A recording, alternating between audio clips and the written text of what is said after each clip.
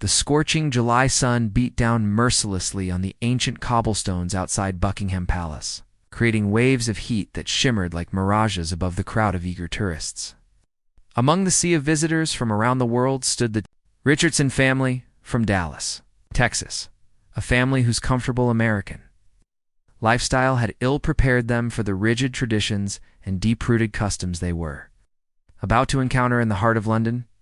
Mark Richardson, a 45-year-old man with graying temples and an expensive Rolex gleaming on his wrist, surveyed the crowd with the impatient eye of someone accustomed to getting his way. Back home in Texas, he owned Richardson Auto Group, a chain of luxury car dealerships that had made him wealthy enough to afford this month-long European vacation for his family. Mark was the type of man who believed that every problem could be solved with the right amount of money and the proper application of American determination. His loud voice and confident demeanor had served him well in business negotiations. But here in London, surrounded by centuries of tradition he didn't understand, these traits would soon become dangerous liabilities. Susan Richardson, his wife of 22 years, stood beside him, clutching her designer handbag and trying to manage their 3 children in the oppressive heat. At 42, Susan had learned to navigate her husband's sometimes demanding personality with practiced diplomacy. She had grown up in a modest family in Oklahoma and sometimes felt overwhelmed by the wealth and privilege that Mark's success had brought them. While she appreciated their comfortable lifestyle, she often worried that it had made their children, especially their oldest son, feel entitled to treatment they hadn't earned.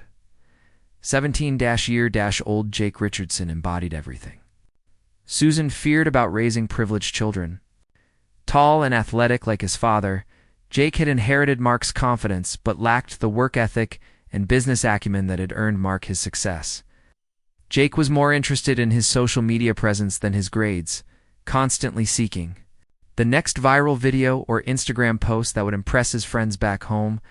His phone was permanently attached to his hand, and he viewed every experience through the lens of how it would look online, rather than appreciating the moment itself. 15-year-old Madison Richardson was quieter than her brother, but equally spoiled.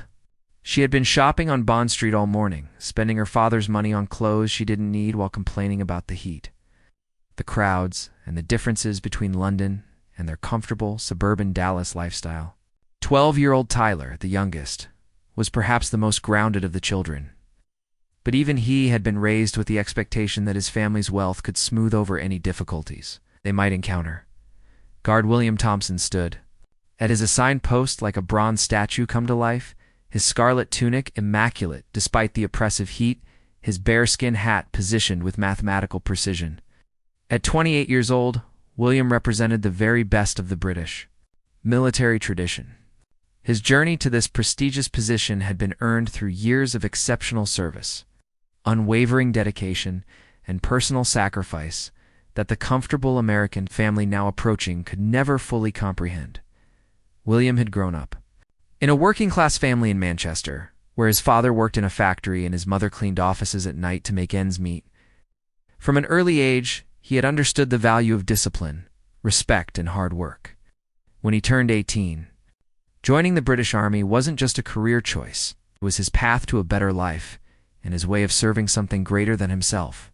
His natural leadership abilities and unshakable moral compass had quickly set him apart from his peers. During his 10 years of military service, William had been deployed twice to Afghanistan, where he had served with the 2nd Battalion Parachute Regiment. In the dusty mountains and dangerous valleys of Helmand Province, he had learned what real courage meant.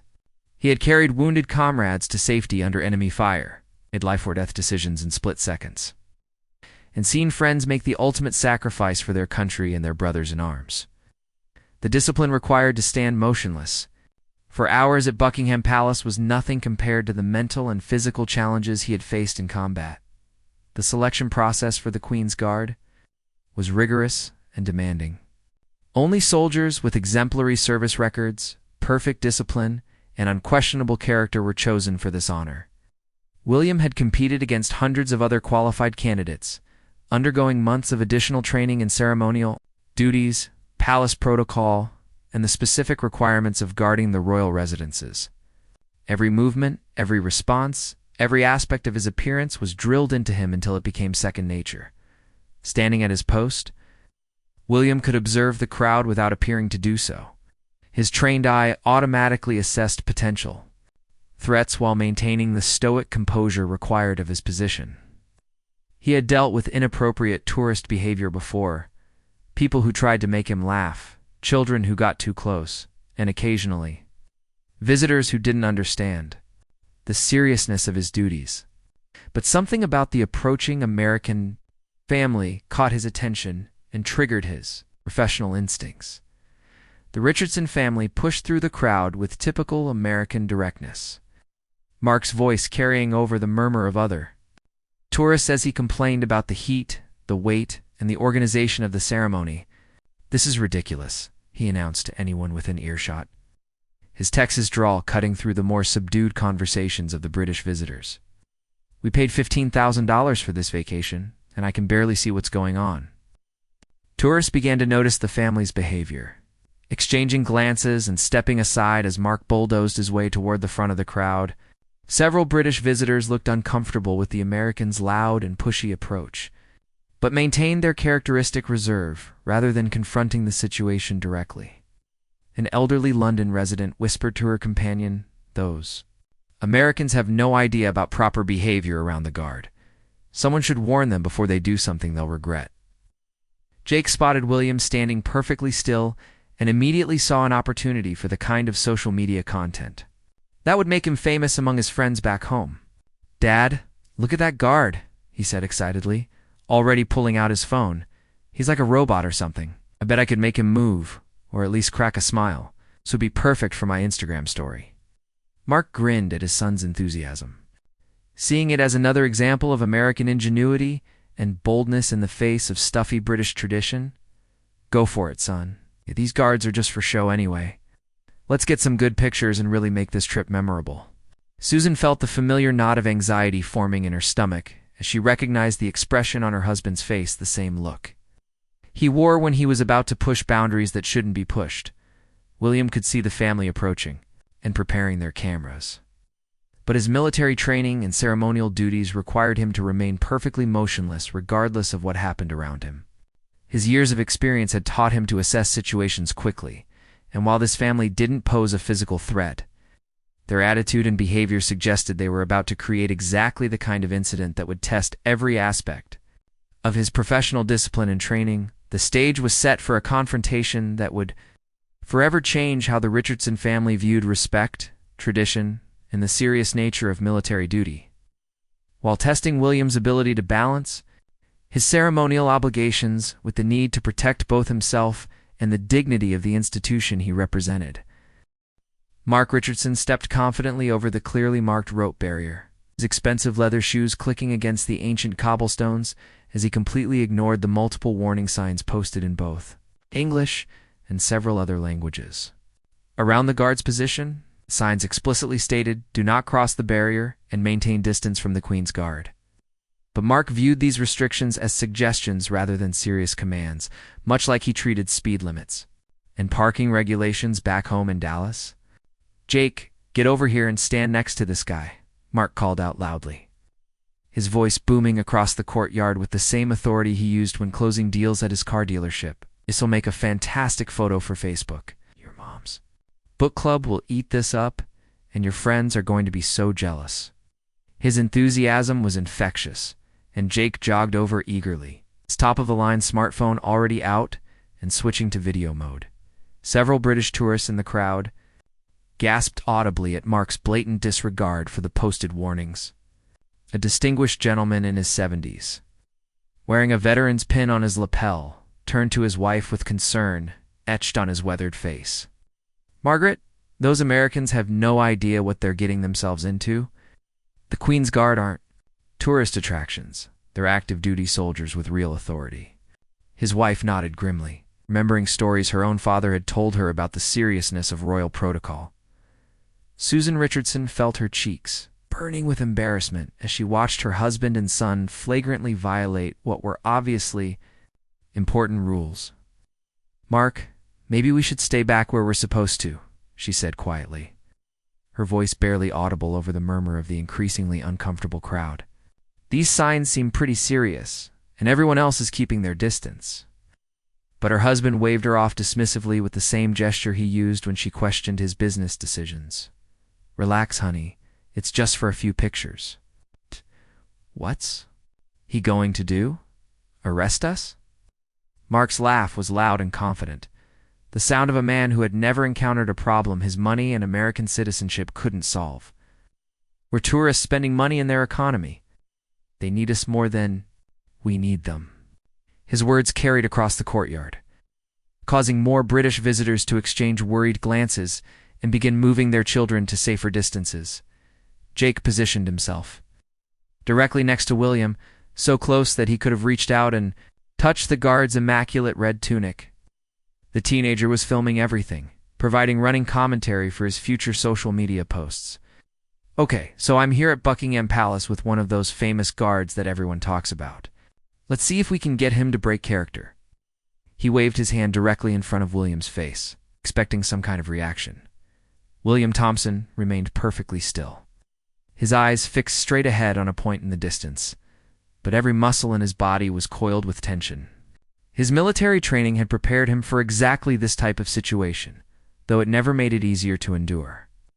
The disrespect these tourists were showing wasn't just toward him personally, it was toward the crown, toward centuries of military tradition, toward every soldier who had ever worn this uniform and upheld these sacred duties in his peripheral vision. William could see other members of the Queen's Guard at nearby positions, taking note of the situation. They communicated through subtle signals, invisible to civilians. A slight shift in posture here, a barely perceptible nod there. The guards were trained to work as a coordinated unit, and they were already preparing for potential escalation. While maintaining their ceremonial composure, Mark, emboldened by what he perceived as the guards' passivity, decided to escalate his performance for the growing audience of tourists who were now openly staring at the unfolding drama. "Look at this guy," he announced to the crowd, gesturing toward William like a ringmaster introducing a circus act. "He really doesn't move at all. They must train these guys like robots." His voice dripped with condescension and amusement. "Buddy," Mark said, speaking directly to William's face from just inches away, his breath visible in the cool morning air. "You can blink if you can hear me. I know you're in there somewhere." When William maintained his military bearing and professional composure, Mark laughed even louder. "This is incredible, Susan. They really are like those street performers back home, except these guys don't even ask for tips." The elderly British gentleman in the crowd couldn't contain himself any longer. His military service during the Cold War had taught him to recognize and respect true discipline when he saw it. "Sir, you need to step back immediately," called out in a crisp accent that carried the authority of someone accustomed to being obeyed. "You're violating sacred boundaries and showing disrespect to a decorated soldier." Mark turned toward the man with annoyance flashing in his eyes, his territorial instincts kicking in as they did whenever someone challenged his authority. "Mind your own business, pal," he shot back aggressively. "We're just taking some pictures. This is a free country, isn't it? Or did you guys forget about that whole democracy thing we helped you out with?" His words were calculated to offend, drawing on stereotypes and historical oversimplifications that revealed his ignorance of British history and culture.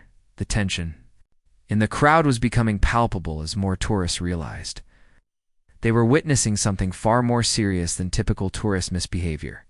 Parents began pulling their children away from the area, while others started recording the incident on their phones, sensing that they were about to witness something that would make international news.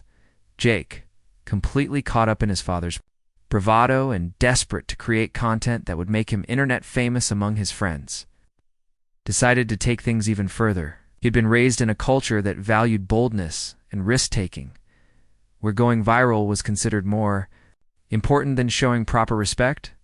"I wonder if this hat thing is real fur," he said casually, reaching out toward William's bearskin hat as if it were a museum display rather than part of a soldier's sacred uniform. "Dad, watch this," Jake called out, his hand moving steadily closer to the guard's head. "I'm going to touch his hat and see what happens. This is going to get so many likes." His fingers were now just inches away from making contact with William's ceremonial headgear. crossing the final line that separated inappropriate tourist behavior from actual physical interference with a member of the Queen's Guard. Several tourists began shouting warnings in various languages, their voices creating a chorus of concern that echoed off the palace walls. "Don't do it. Stop. You'll be arrested." But Mark just laughed at what he saw as typical European overcaution and British stuffiness. "You people are so uptight," he said dismissively to the crowd. "Back home, our guards would probably high-five you and pose for pictures. This is what happens when you don't have real freedom." What Mark Richardson didn't understand, what his comfortable American lifestyle and business success had never taught him, was that he wasn't dealing with a typical security guard, or even a police officer. He was confronting a member of one of the most elite and disciplined military units in the world, a decorated combat veteran who had sworn a sacred oath to protect the crown with his life if necessary, a soldier whose training and experience had prepared him to respond to threats with swift and overwhelming force.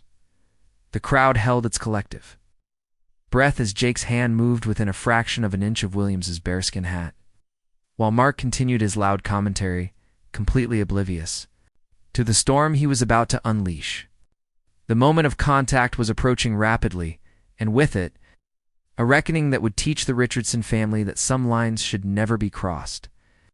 Some traditions demand absolute respect, and some consequences cannot be bought off or talked away with American confidence and credit cards.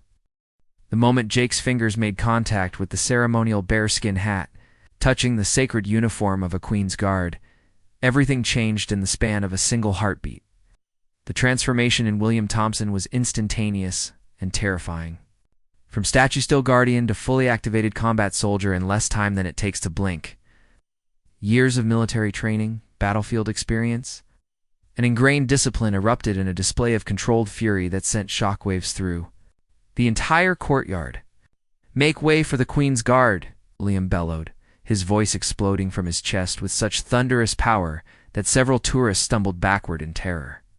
The sound reverberated off the ancient palace walls like cannon fire, carrying the accumulated authority of centuries of military tradition and the personal force of a man who had commanded soldiers in life-or-death situations.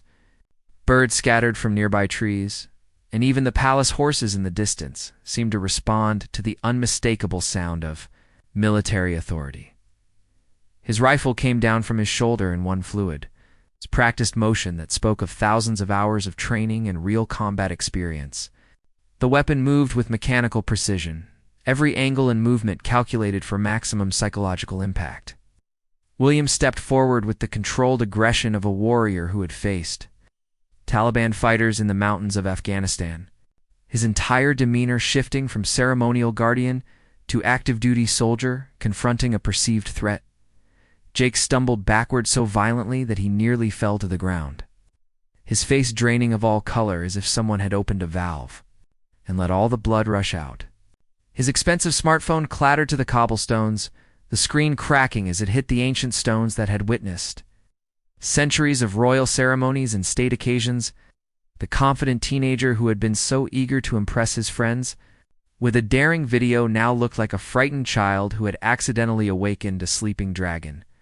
The jovial, condescending expression on Mark Richardson's face vanished completely, replaced by a look of shock and dawning terror as he found himself staring into the steel-gray eyes of a highly trained British soldier who was no longer playing the role of tourist attraction. This wasn't the docile, decorative figure Mark had expected. This was a combat veteran who had earned his position through exceptional service, and was now responding to what he perceived as a direct assault on his person and his duty. "Step back," William commanded, his voice carrying the absolute authority of someone who had led men through actual battlefields, who had made life-and-death decisions under enemy fire, who had been entrusted with protecting not just buildings and ceremonies, but the very foundations of British democracy and royal tradition. "You will not interfere with the Queen's Guard." The words weren't a request or a warning, they were a military order, delivered with the full expectation of immediate and complete compliance. The crowd of tourists scattered like leaves before a hurricane, parents grabbing their children and rushing toward any available exit or safe distance. The cheerful, festive atmosphere of the ceremony evaporated instantly, replaced by the primal fear that civilians experience when confronted with real military power. Cameras continued to click, and phones continued to record, but now they were documenting a genuine security incident rather than a tourist photo opportunity. Mark Richardson, for perhaps the first time in his adult life, found himself completely speechless. His mouth opened and closed soundlessly as his brain struggled to process what was happening. All of his business negotiation skills, his smooth talking ability, his confidence in his wealth and American citizenship, none of it mattered in the face of this British soldier's righteous fury. He was no longer dealing with customer service representatives or sales staff who could be charmed or intimidated. He was facing a warrior. Susan Richardson grabbed Tyler and Madison, pulling them back as tears of humiliation and terror streamed down her face. She had tried to warn her husband, had felt the growing sense of dread as he ignored all the signs and boundaries, but Mark never listened to her concerns. Now their family vacation was turning into an international incident, and she could see other tourists pointing and whispering, some recording the entire catastrophe on their phones. The footage would probably be on social media within minutes, showing her family's disgraceful behavior to millions of people around the world. William continued his advance, each step deliberate and commanding, forcing Mark and Jake to retreat, step by agonizing step. His movements were those of a trained soldier, controlled but intimidating. Purposeful and measured, designed to establish dominance and control the situation without unnecessary violence. Every aspect of his approach demonstrated the tactical thinking of someone who had been trained to handle threats ranging from unruly civilians to armed insurgents. "This is a restricted area," he announced, his voice never wavering from its tone. "Of absolute authority, you will remove yourselves immediately." The command wasn't open to negotiation or discussion. It was a direct order from a representative of the Crown. It's delivered with all the legal and moral authority that position entailed. William's training had taught him that showing any weakness or uncertainty in such situations could lead to escalation and potentially dangerous outcomes.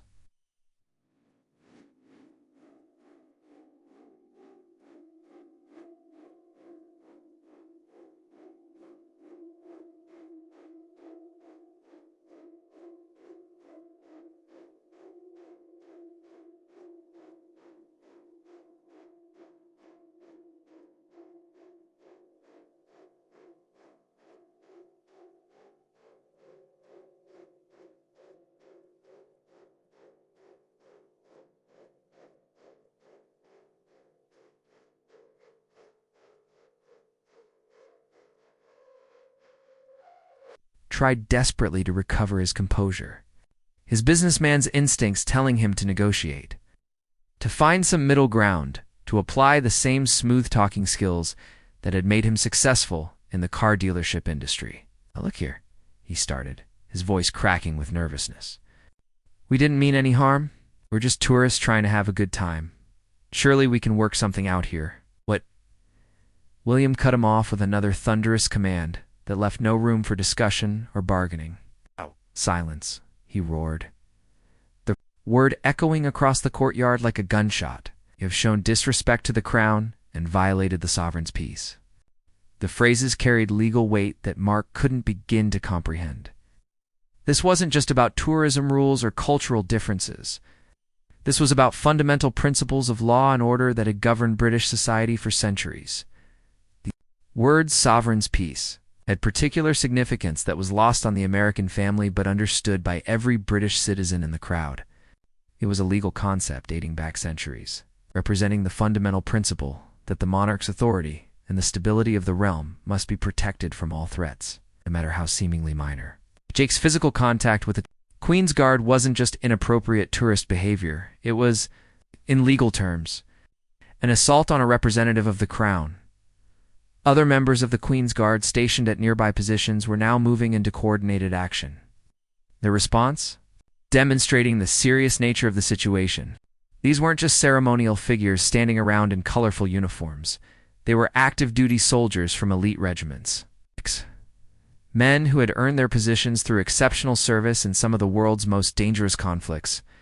Their synchronized movement spoke of professional military training and the kind of unit cohesion that only develops through shared hardship and mutual trust. Sergeant Major Harrison, the senior non-commissioned officer responsible for coordinating the ceremonial duties, had been monitoring the situation from his command position. Through subtle hand signals invisible to civilians, he had already communicated with the Metropolitan Police Control Room, Palace Security, and the officer commanding the Queen's Guard detachment.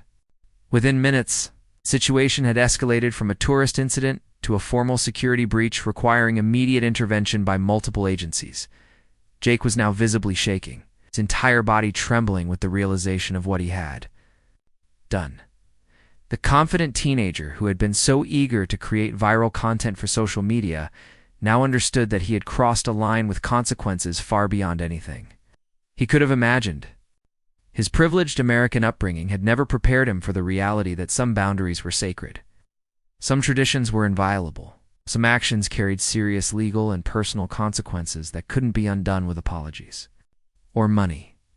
The crowd of onlookers had reformed at what they considered a safe distance, but their attention remained fixed on the unfolding drama.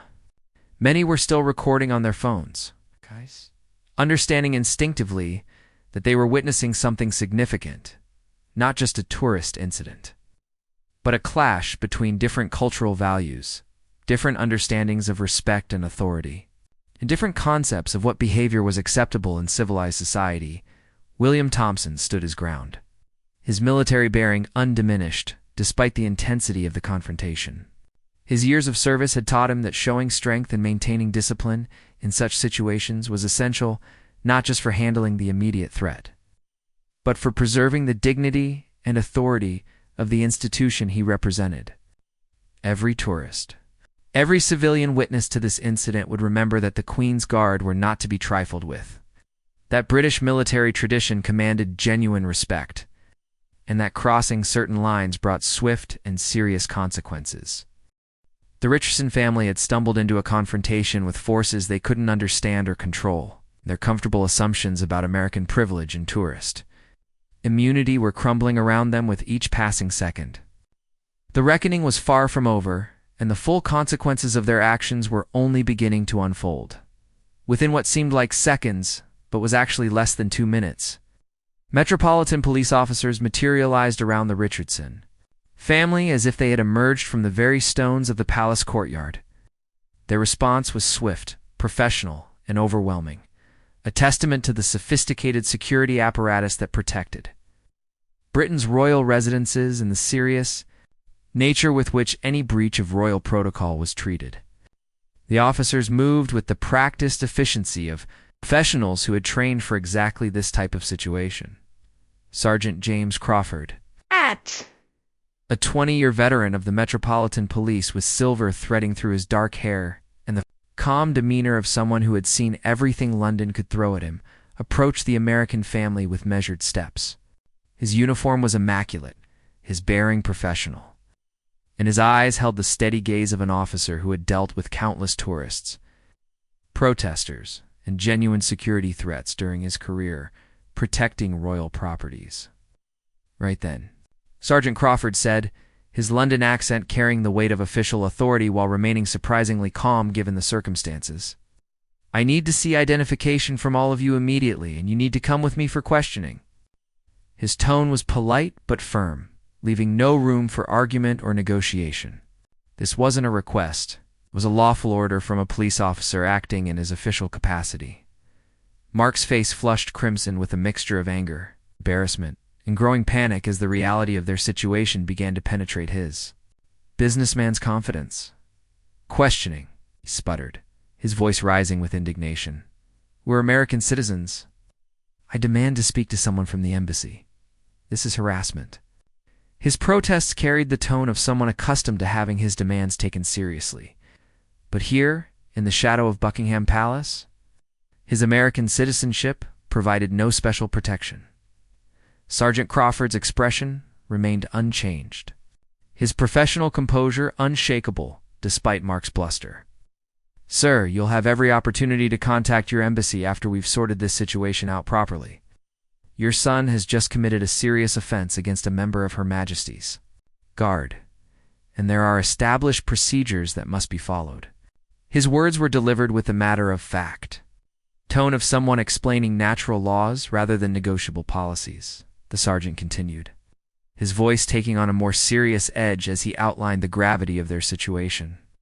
Under British law, what your son did constitutes assault on a crown servant, interference with a member of the armed forces in the execution of their duty, and breach of the peace. These are not minor infractions that can be resolved with a simple apology or a fine. Jake was now crying openly, his carefully constructed teenage bravado crumbling completely as the full weight of his actions crashed down upon him, the confident young man who had been so eager to show off for his social media followers was reduced to a frightened child who just wanted to disappear. "Dad, I'm so sorry," he sobbed, his words barely intelligible through his tears. "I didn't know this would happen. I just wanted to get a cool video. I didn't think it was such a big deal." Mark looked at his son with a complex mixture of anger, protective instinct, and dawning understanding of just how seriously they had miscalculated. His business experience had taught him to assess risk and reward, but he had completely failed to understand the cultural and legal landscape they were operating in. "It's going to be okay, son," he said, though his voice lacked its usual confidence. "We'll get this sorted out." The crowd of tourists had reformed at a respectful distance, many still recording the aftermath of the confrontation with their phones and cameras. The incident had already begun spreading across social media platforms, with hashtags like #Buckingham Palace and #Royal Guard incident trending. As people shared videos and photos of the American family's encounter with British law enforcement, the Richardson family's disgraceful behavior was becoming international news in real time. Susan Richardson stood in stunned silence, her mind reeling as she tried to process what was happening to her family. Back home in Dallas, she was a respected member of their community, known for her charity work and social connections. She served on the board of the local children's hospital, organized fundraisers for various causes, and prided herself on her family's reputation. Now, she stood in front of the most famous palace in the world while her family was being detained by British police, surrounded by hundreds of strangers who had witnessed their humiliating downfall. William Thompson had returned to his ceremonial position, but his alertness remained heightened as he monitored the situation from his peripheral vision. The other members of the Queen's Guard had also resumed their posts, but the atmosphere had changed completely. What had been a cheerful tourist attraction was now a tense security situation, with police officers, palace security personnel, and military personnel all coordinating their response to the breach of protocol. Additional police vehicles began arriving at the scene, their blue lights flashing as officers established a wider security perimeter around the incident. The Metropolitan Police took breaches of royal security extremely seriously, regardless of whether they involved genuine terrorists or misguided tourists. Every incident was treated as potentially serious until proven otherwise, and comprehensive. Investigations were conducted to ensure that no detail was overlooked. The young man will need to be formally cautioned at minimum, Sergeant Crawford explained to Mark as police officers prepared to escort the family away from the palace grounds. Interfering with a member of the Queen's Guard is a serious offense. Under British law, depending on the exact charges we pursue, he could face penalties ranging from a formal caution and fine to actual imprisonment. The words hit Mark like physical blows as he began to understand the potential consequences.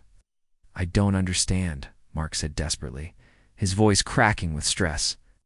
In America, this would be a minor incident. Maybe a warning from security. At most, a small fine. How can touching someone's hat be such a serious crime? His question revealed the depth of his cultural ignorance and his failure to understand that he wasn't in America anymore, subject to American laws and customs. Sergeant Crawford paused in his preparations to explain the fundamental difference in their situations. "Mr. Richardson, that guard your son assaulted isn't a security officer or a police constable. He's a decorated combat veteran who has sworn an oath to protect the crown with his life if necessary. When your son touched him, he wasn't just touching a tourist attraction, he was physically interfering with a soldier carrying out official duties on behalf of Her Majesty, the Queen." The sergeant's explanation continued, his tone becoming more educational as he tried to help the American family understand the magnitude of their error. "The Queen's Guard aren't performers in costumes, sir. They're active-duty soldiers from some of Britain's most elite regiments. Many have served in Afghanistan, Iraq, and other conflict zones. The discipline they show while on ceremonial duty is the same discipline that keeps them alive in combat situations."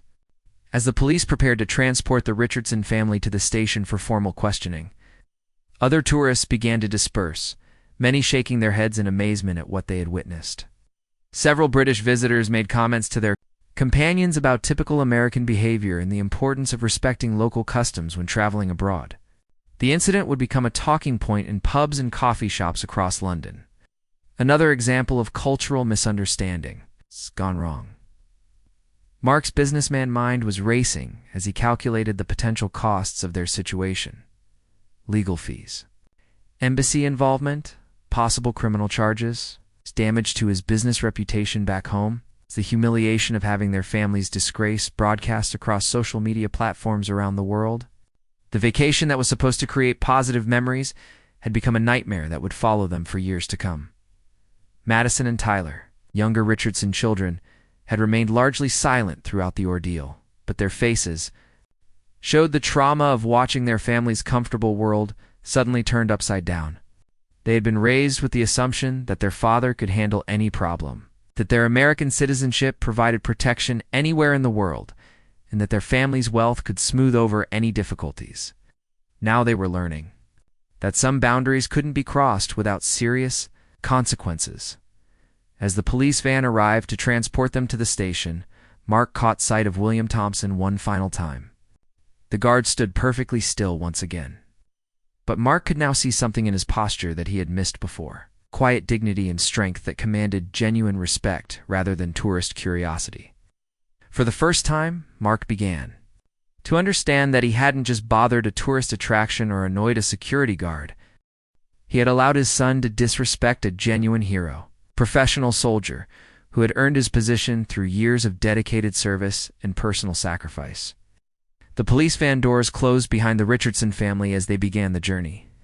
That would take them from the tourist London they thought they understood to the legal and institutional London that would now determine their fate. Behind them, the ancient palace continued its daily routines. But the incident would be remembered by everyone who witnessed it as a stark reminder of what happened when cultural ignorance met centuries of British tradition and military discipline. Belgravia. Police station stood like a fortress of British law and order. Its Victorian brick facade, bearing witness to more than a century of justice being administered in the heart of London's most exclusive district. The Richardson family was escorted through its heavy wooden doors into a world of institutional authority that felt as foreign to them as if they had been transported to another planet. The building itself seemed to radiate the weight of British legal tradition, from its high ceilings to its polished floors, worn smooth by generations of police officers, solicitors, and citizens seeking justice. Inspector Margaret Thornley, a formidable woman in her early 50s with steel-gray hair pulled back in a severe bun and eyes that seemed to miss nothing, reviewed the incident report with the methodical precision of someone who had spent 30 years navigating the complexities of British law enforcement.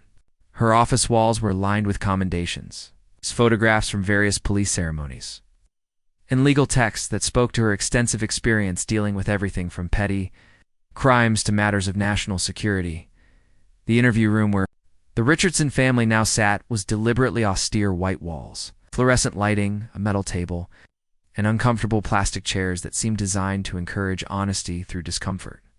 A recording device sat prominently on the table, its red light blinking steadily as it documented every word of what would become an official police record of their encounter with British justice. "Mr. Richardson," Inspector Thornley began, her voice carrying the calm authority of someone who had conducted thousands of such interviews. "Do you understand the gravity of what occurred today at Buckingham Palace?" Her question wasn't rhetorical. She genuinely needed to assess whether this American businessman comprehended the seriousness of the situation his family now faced. Mark shifted uncomfortably in his chair. His expensive vacation clothes, now feeling inappropriate and out of place in this sterile government environment. The confidence that had carried him through decades of business negotiations seemed to have abandoned him completely. "Look, Inspector," he said, his voice lacking its usual commanding tone. "We made a mistake. We're tourists. We didn't understand your rules. Surely we can just pay a fine and move on with our vacation." Inspector Thornley's expression remained unchanged, her professional demeanor unshakable as she had heard similar pleas from countless individuals who had underestimated the seriousness of British law. "Sir, this isn't about tourism rules or cultural misunderstandings. Your son physically interfered with a member of the Queen's Guard during the performance of his official duties. In British law, that constitutes assault on a Crown servant, which is equivalent to assaulting a police officer or a judge." She leaned forward slightly, her voice taking on the tone of a teacher explaining a fundamental concept to a slow student. "Mr. Richardson, let me be very clear about what your family has done today. The Queen's Guard aren't tourist attractions or street performers. They are active duty soldiers from some of Britain's most elite military regiments, men who have sworn sacred oaths to protect the Crown and our constitutional monarchy with their lives if necessary." Jake looked up from his hands with red-rimmed eyes, his voice barely above a whisper as the full weight of his actions began to sink in. "I just touched his hat. I didn't hurt anyone. I didn't even touch him, just his uniform."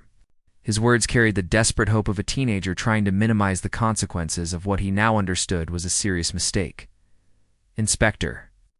Thornley turned her attention to the young man, her expression softening slightly, but her message remaining firm and uncompromising.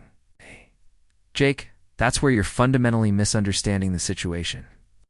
That hat you touched is part of a ceremonial uniform that represents centuries of British military tradition. More importantly, the man wearing it is Lance Corporal William Thompson, a decorated combat veteran who has served 2 tours of duty in Afghanistan." She pulled out a thick file and placed it on the table between them, the sound of the folder hitting the metal surface echoing in the small room. "Let me tell you about the soldier your son assaulted, because I think it's important that you understand exactly who you're dealing with. Lance Corporal Thompson is 28 years old and has been serving in the British Army for 10 years. He joined straight from school because his working-class family couldn't afford university. And he saw military service as both a way to serve his country and better his circumstances." Susan Richardson wiped tears from her eyes as she listened, her voice trembling with emotion. "Inspector, we come from a different culture. We meant no disrespect to him personally or to his service. We didn't understand the significance of what we were doing."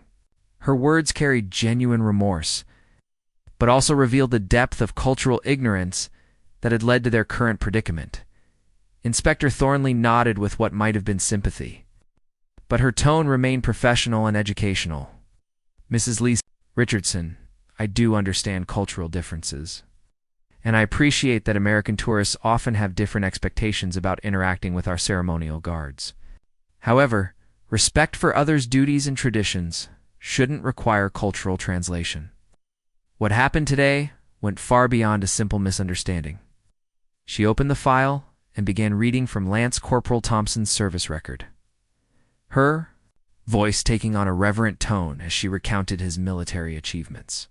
Thompson served with the 2nd Battalion Parachute Regiment during Operation Herrick in Helmand Province.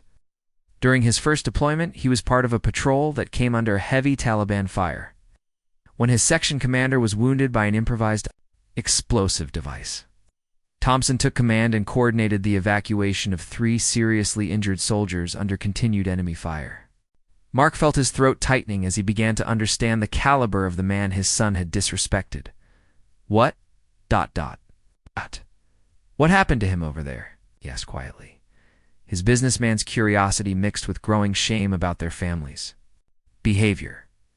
Thompson was awarded the Military Cross for gallantry, Inspector Thornley continued, one of Britain's highest decorations for valor in combat.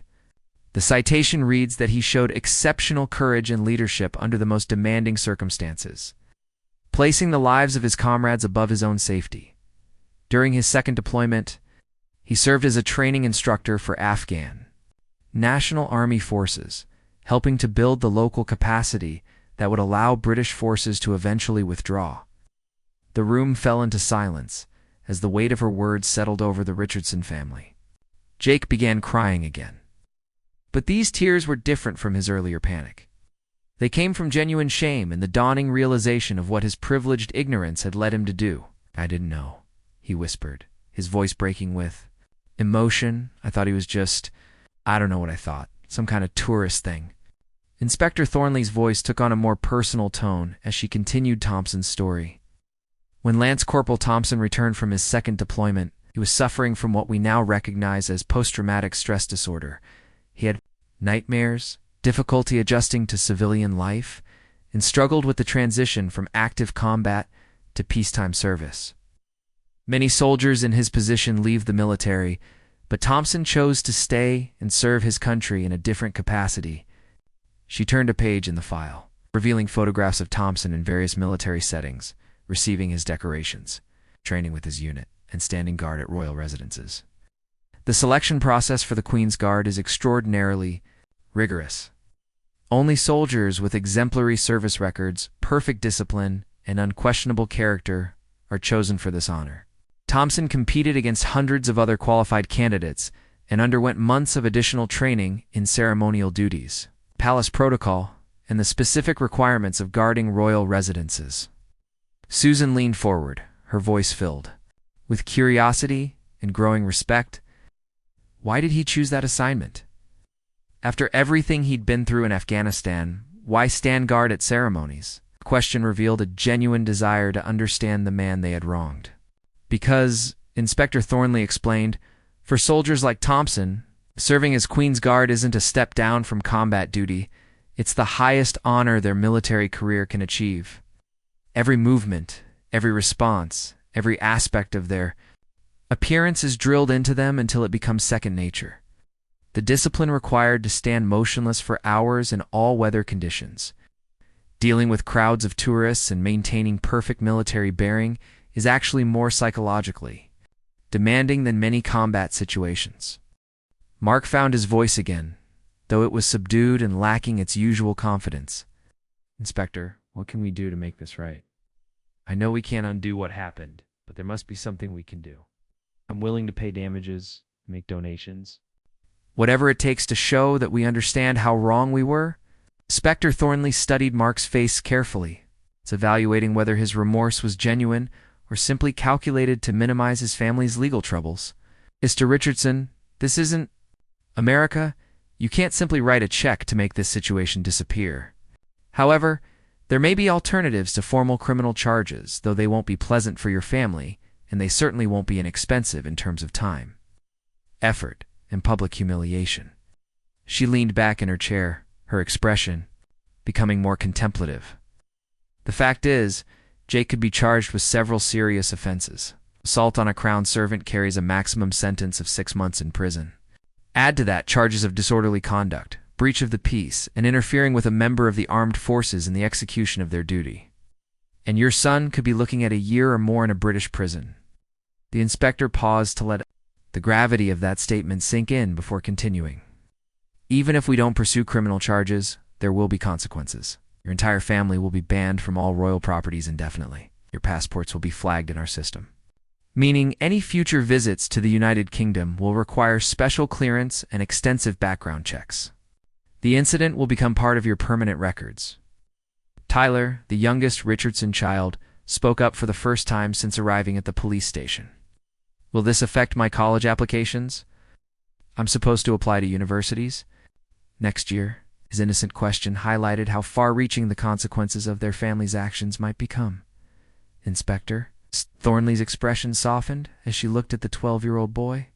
"Young man, that will depend on how we resolve this situation and whether criminal charges are filed. However, I want you to understand that this incident is already spreading across social media.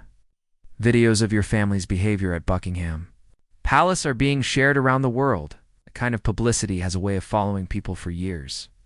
Madison, who had been silent throughout most of the ordeal, finally spoke up with tears in her eyes. "Are we going to jail? Will we be able to go home?" Her questions revealed the fear that all of them were feeling, but had been afraid to voice. That, Inspector Thornley said, closing the file and looking directly at each member of the Richardson family, depends entirely on what happens next.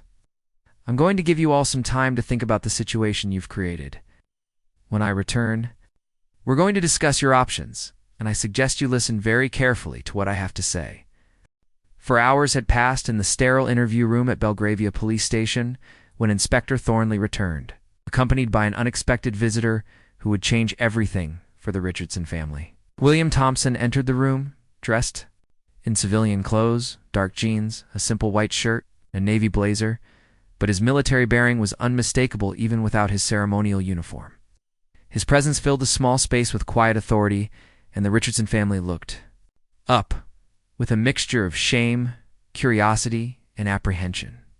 "I've asked Lance Corporal Thompson to join us," Inspector Thornley explained, her tone suggesting that this was highly unusual but not unprecedented, because he has agreed to speak with your family personally instead of allowing us to proceed with formal criminal charges. This is extraordinarily generous on his part, and I want you to understand that such consideration is rarely extended to individuals who have committed the offenses your family is facing today. William stood with his hands clasped behind his back, a posture so natural it seemed unconscious. When he spoke, his voice carried the same authority it had during the confrontation at the palace. But now it was tempered with something approaching compassion. "My name is William Thompson," he began, his northern English accent clear and precise. "I've been serving in the British Army for 10 years, and I've had the honor of being selected for the Queen's Guard for the past 2 years. Mark Richardson, who had spent the last 4 hours contemplating the potential destruction of his family's reputation and his son's future, looked up at the man they had wronged with genuine remorse in his eyes. "Lance Corporal Thompson, we owe you an enormous apology. We had no idea who you were or what you'd been through, so we acted like ignorant tourists, and there's no excuse for our behavior." William studied Mark's face for a long moment before responding, "Mr. Richardson, apologies are meaningful, but understanding is more important. I want to explain to you and your family why what happened today matters so much, not just to me personally, but to every soldier who has ever worn this uniform and upheld these traditions." He moved to the chair across from the family and sat down, his military posture never wavering. "When I put on that red tunic and bearskin hat, I'm not just dressing up in a costume for tourists. I'm carrying forward a tradition that stretches back over 360 years. Every guard who has stood at those posts has been part of an unbroken chain of service that connects us to soldiers who protected kings and queens through wars, revolutions, and threats that most people can't imagine." Jake, who had been largely silent since their arrival at the police station, finally found the courage to look directly at William. "Sir, I'm so sorry for what I did. I've been thinking about it for hours, and I realize now that I didn't just touch your hat. I disrespected everything you stand for, everything you've sacrificed for." His voice broke with emotion as he continued, "I've never served anyone but myself. Don't know what real sacrifice means." William's expression softened slightly as he looked at the 17-year-old. "Jake, you're not much younger than I was when I first thought seriously about military service. At your age, I was working part-time jobs and wondering how I was going to afford university. My father worked in a factory, my mother cleaned offices. At night, military service wasn't just a career choice for me. It was my path to a better life and my opportunity to serve something greater than my own ambitions." Susan Richardson wiped tears from her eyes as she listened to William's story. "Lance Corporal Thompson, can you tell us about your time in Afghanistan? Inspector Thornley mentioned that you served with great distinction, but we'd like to hear it from you if you're willing to share." Her request was made with genuine respect and a desire to understand the man they had. Wronged William was quiet for a long moment, his eyes focusing on something beyond the walls of the interview room as memories of distant battles flickered. Across his consciousness, "Afghanistan taught me what duty really means," he said finally. "It's not just following orders or completing missions. It's about being willing to put other people's lives and well-being ahead of your own comfort, your own safety, your own desires." He leaned forward slightly, his voice taking on the intensity of someone sharing a deeply personal experience. "During my first deployment, we were conducting a patrol in Helmand Province when our convoy was hit by an improvised explosive device. The blast wounded several of my mates, including our section commander. In that moment, I had a choice. I could take cover and wait for help, or I could expose myself to enemy fire to evacuate the wounded. The Richardson family listened in complete silence, understanding that they were being given a privilege rarely extended to civilians' insight into the experiences that forged a combat veteran's character. William continued, I chose to act because that's what soldiers do. We don't think about medals or recognition. We think about the men and women standing beside us, and we do whatever it takes to bring them home safely. Madison spoke up tentatively, her voice filled with curiosity and newfound respect. What was it like when you came back to England? Was it difficult to adjust? Her question showed a maturity beyond her 15 years and genuine interest in understanding William's experience. Coming back was harder than I expected, William admitted, his honesty revealing a vulnerability that made him seem more human. Despite his military bearing, in Afghanistan, every decision mattered. Lives depended on split-second choices and perfect teamwork. When I returned to England, everything seemed trivial by comparison. I struggled with nightmares, with feeling disconnected from civilian life, with the sense that nothing I did here could ever matter as much as what we did over there. Mark leaned forward, his businessman's mind trying to understand the psychological challenges William had faced. How did you find your way back? What helped you adjust to peacetime service? His question revealed a genuine desire to understand rather than simply going through the motions of an apology. The Queen's Guard assignment saved me, William said, with quiet conviction. When I was selected for this duty, I initially thought it was a step backward, standing still in a ceremonial uniform, instead of leading soldiers in combat, but I was wrong. This assignment taught me that service takes many forms, and that protecting British traditions and values is just as important as protecting British soldiers. He stood up and walked to the small window overlooking the London street, his silhouette framed against the late afternoon light. Every day when I put on that uniform, I'm representing not just myself or even the current British Army. I'm representing every soldier who has ever served the Crown. Every man who died protecting this country's freedom. Every veteran who came home changed by their service but still committed to something greater than themselves. William turned back to face the Richardson family, his expression serious but not unkind. When Jake touched my hat today, he wasn't just bothering a tourist attraction. He was interfering with a sacred duty that connects me to centuries of military service and sacrifice. More than that, he was showing disrespect to every veteran who has ever worn this uniform, including those who didn't come home from places like Afghanistan and Iraq. Tyler, the youngest Richardson child, spoke up with the innocence that sometimes allows children to ask the most important questions. Lance Corporal Thompson, why are you being nice to us? We were mean to you, and we embarrassed you in front of all those people. If someone did that to my dad, he'd be really angry. William smiled for the first time since entering the room, and the expression transformed his entire face. Tyler, that's a very good question. I'm here because anger doesn't teach anyone anything. Punishment might make you think twice before doing something like this again, but understanding, real understanding, that changes people permanently. Inspector Thornley, who had been observing the conversation with professional interest, now spoke up. Lance Corporal Thompson has proposed an alternative to formal criminal charges, but it will require significant commitments from your entire family. Are you prepared to hear what he has in mind?